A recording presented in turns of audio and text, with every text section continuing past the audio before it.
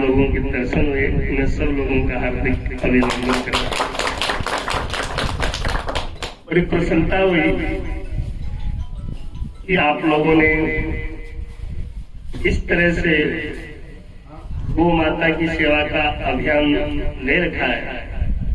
तन मन धन से आप इस विशेष परिस्थिति जो अभी गौ माता पर लंपी नाम की बीमारी आई है, इसके लिए आप सब लोग आगे आए।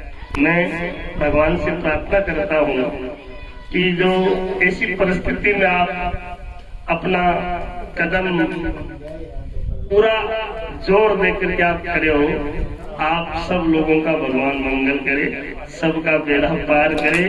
सर्वे भवन्तु सुखिनः, सर्वे सन्तु निरामया, सर्वे भद्राणि पश्यन्तु मा कश्चित् दुःखभाग् भवेत्। सभी लोग निरोग रहें, सभी सुखी रहें, सबका मंगल हो, सबका कल्याण हो, भद्रनाम कल्याण हो और सबकी जय जयकार हो।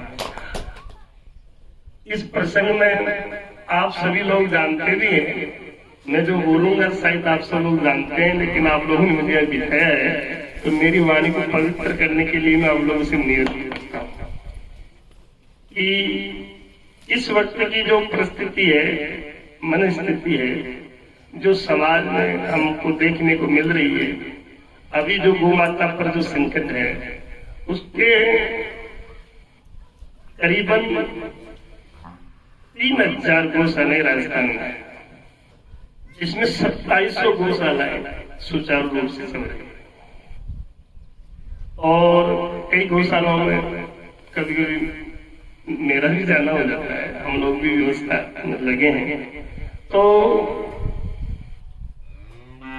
पहले जो बीमारी थी लंपी, उसमें गौ माता को मोटे मोटे ढाले होते थे और कुछ दिन बाद में उसके गले में यहाँ अंदर में छाले होते होंगे शायद, वो खाना छोड़ देती थी और उसके मुंह से पानी आता था, आंखों से आंसू आता था और गाय मर जाती। लेकिन अब जो अभी वर्तमान में इस परिस्थिति से गौ माता निकल गई, अब मरने की खबर कम आती। अब इसके लिए बहुत सारे संघ समाज सेवक सामने भी आए और उन लोगों ने कई आयुर्वेदिक उपचार के द्वारा लड्डू बनाए। हम लोगों ने भी रेनवाल में एक समिति बनाई और उस समिति में 18 टीमें बनाई और वहां लड्डू बनाए और 18 टीमों को हम घर घर जाकर के, जिनके जहाँ गौ माता है उनके घर में जाकर के उनको लड्डू बंटवाई निःशुल्क। और फिर खुली जो गायें मिली उनको भी हमने उन कार्यकर्ताओं के द्वारा, गो सेवकों के द्वारा उनको लड्डू खिलाए।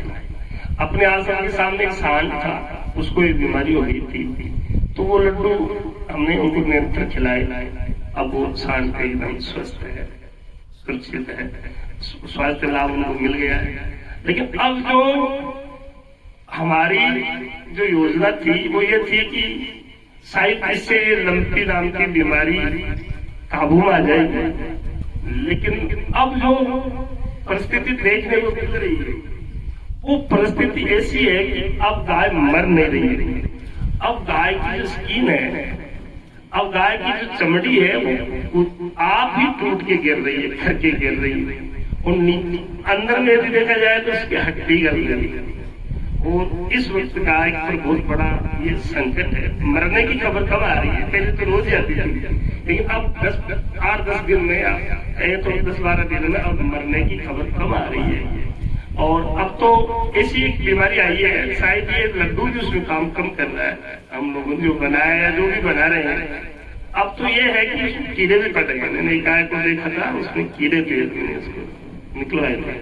तो कहते हैं कि अब उसके लिए कोई और अनुसंधान हो, कोई खोज हो और कोई रिसर्च हो, जिससे कि गौ माता की इस भयंकर आपत्ति से हम लोग उसकी रक्षा कर सके।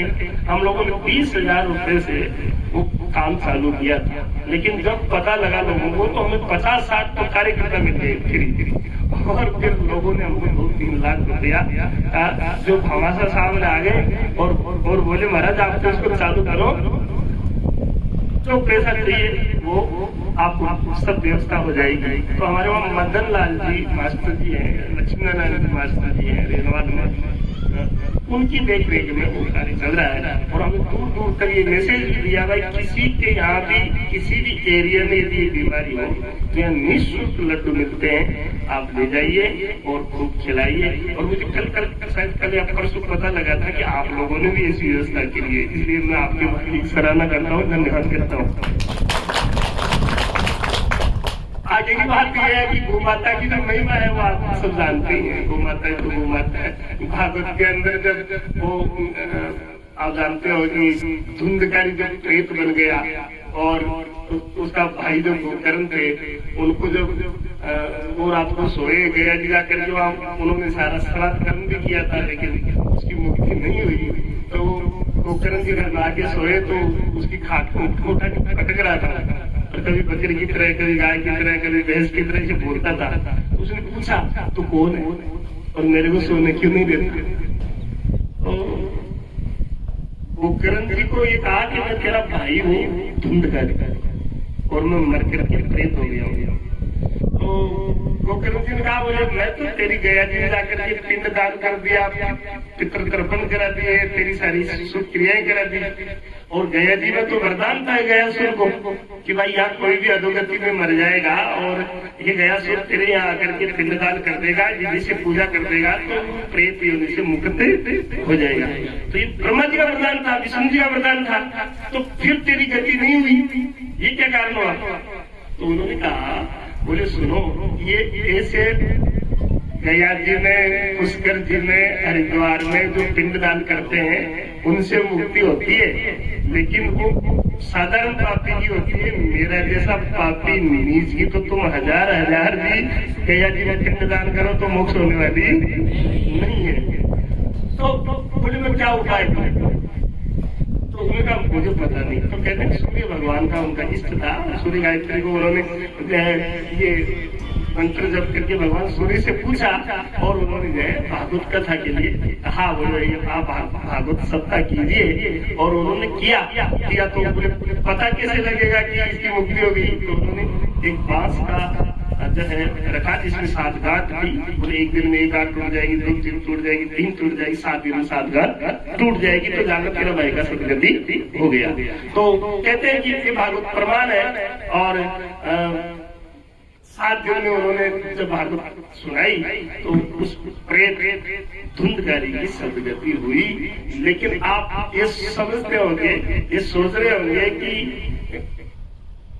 वो जो गोकर्ण जी महाराज थे वो कहां से प्रकट हुए थे? तो मैं आप लोगों को ये बता देता हूँ कि गोकर्ण जी महाराज गाय के गर्भ से आए थे, क्योंकि आत्मदेव जी कोई बच्चा बच्ची नहीं थे। तो वो संत जंगल में आत्मदाह करने के लिए गए थे, कोई संत मिले थे, उन्होंने फल दिया था, बोले तुम्हारी पत्नी को दे देना और खा लेगी तो बच्चा हो जाएगा। अब उसकी जो धुंधली पत्नी थी उसने वो खाया नहीं, किसी के कहने से उसने गाय को दे दिया और गाय के देने से वो जो उसके जो बच्चा जन्म लिया उसी का नाम गोकर्ण था। गाय से खाने वाला था, लेकिन वो जो पति को जो वो ऐसे ही बहाना बनाती रही कि मेरे घर में ये है वो, तो पड़ोसी से लेके आई थी, तो वो चोरी से लाई थी, वो चोर हुआ और गाय माता की कृपा से प्राप्त हुआ जो पंडित विद्वान और महाज्ञानी होकर के प्रेत धुंधकारी की उसने मोक्ष किया।